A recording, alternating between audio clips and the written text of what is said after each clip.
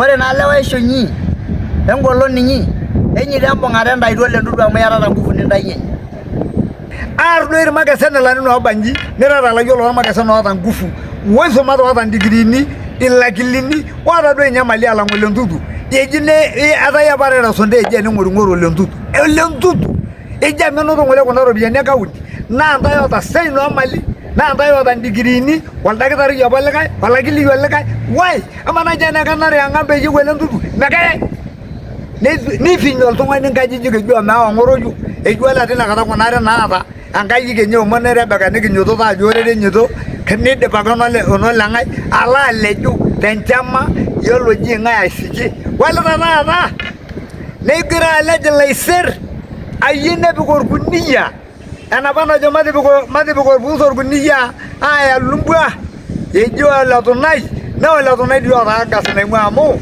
eso mala tonai ya mayena ngai na mayena nkerenye ha me dio ndoge na idanya mala na kaundi ya miru bugo sarge detwo orungulugo genye wala da dio le ndudu kenya mal ejigala de leiser wata role musuni na ke yolo mba na ta sagada na kaundi ejina njara de le jaju leiser la ile tele do shela kulumba hadu matara ejina wale dangaji walda rosaro nelle abayolo dige jole ndi mama kuna gishu legel lejo wala da bay to dol kuna bayen emi to dol ngole jor mon negele ngole le jo waro lor gala maw ajo gida dol to ngoyo na jo golle kenta wala da gamoru na to ginya da kangara naro ai se da ngola ko lentu to nero da ngajunu no longu bugu do lori meshimwa ngafana tanya malaka wuti kabisa tanya malaka wuti ada la seria tisho iye wodu dungolori ga sapuk le kaunti mosimangara naro komata wolumbo inidore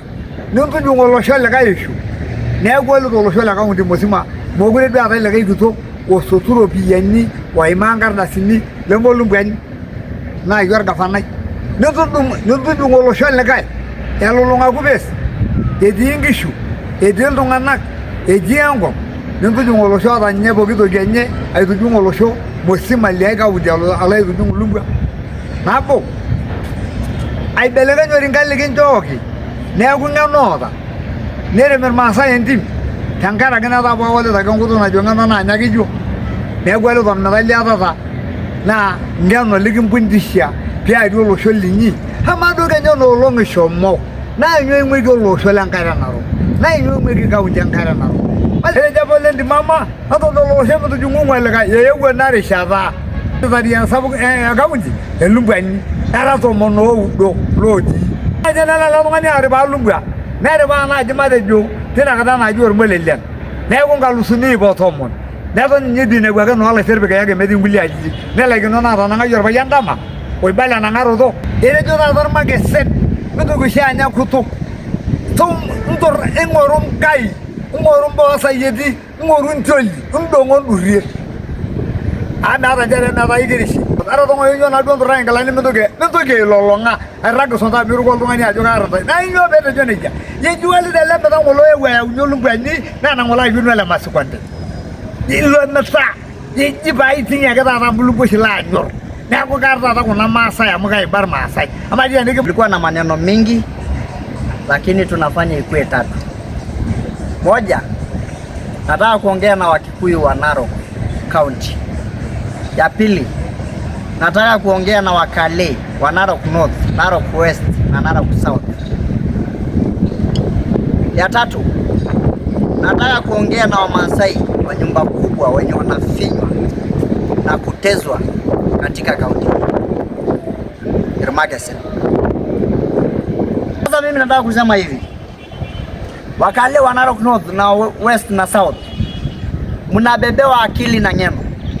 Na Ng'eno asipojiangalia pia yeye ataenda nyumbani. Kwa sababu si Mkale mmoja tu anataka usaidizi, si Wakale wawili tu wanataka usaidizi. Wakale wote wa Narok County wanataka usaidizi. Juu pia hao wanapiga kura. Lakini Ng'eno analeta watu wake mpaka wa familia yao kuajiri kwa sababu ya ubinafsi. Nataka kuambia Wakikuyu, mlinyang'anywa chief of staff. Hiyo kitu ilikuwa inawasaidia hii town kwa sababu ni nyinyi ndio mnainua uchumi ya hii town.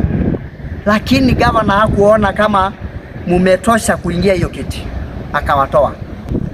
Swali lingine aliwapatia Minister of Roads, wakaweka Kiswahili hadi akafinywa, akatezwa hadi akaresign, akafutwa, wakapatia mtu mwingine. Kwa sababu gani? Wakikuyu mumekosa nini? Mkiangusha mtu kwa sababu ya haki yenu, ni nini mtezwe? Kwa sababu Douglas alikuwa Mkenya, alikuwa mwana Narok, na mlichagua vizuri sana, na ni haki yenu. Ni umeangusha mkachukiwa. Pia huyu msisahau, Governor Ndutu alipata kura 18 Narok North, na 16 ni Wakikuyu, 2 ni ya nyumba yao. Sasa hii 16 nyinyi Wakikuyu mtarudi kutuchagulia mtu mbaya, kwa sababu tuliwaambia huyo ni mtu mbaya, mkajifanya nyinyi ni werevu kabisa. Mrekebishe hiyo. Najo Magesen kera indokitin are nimiyololo. Etanyita yolou ajo kebanda ole Ndutu.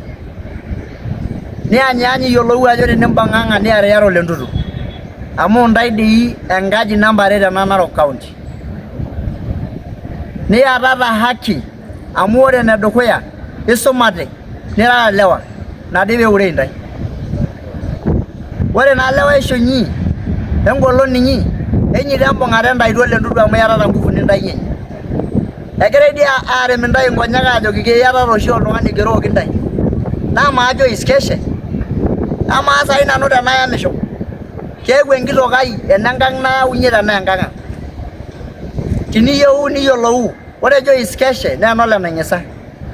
Pemintoki taa amu keeta irmakesen oojito ikiata doi oshi enkitok. Ore doi ijo iskeshe naa kigeroki enaa enkitok ilo marei. Mee lormakesen.